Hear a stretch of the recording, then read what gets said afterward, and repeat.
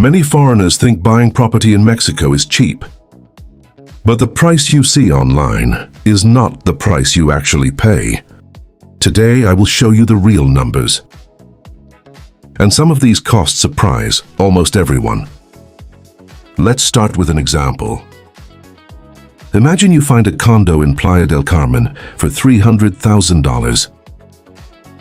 Many buyers think they only need $300,000. But that is not the final number. When buying property in Mexico, you must always add extra costs.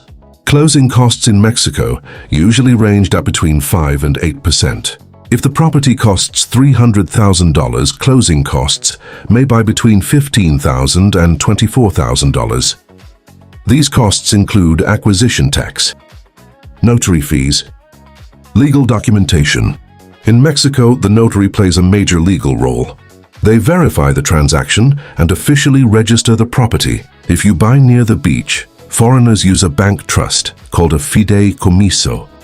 Typical setup fee is between $1,000 and $2,000.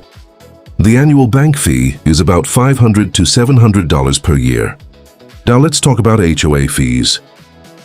A condo may have HOA fees of $150 per month, or sometimes $400 to $600 per month. In luxury buildings, that can mean up to $7,000 per year, just for maintenance. Now here is some good news. Property taxes in Mexico are usually very low. A $300,000 property may have annual taxes between $200 and $600 per year. Now let's talk about hidden costs. Furniture may cost $10,000 to $25,000. Repairs or upgrades may add another $5,000 to $15,000.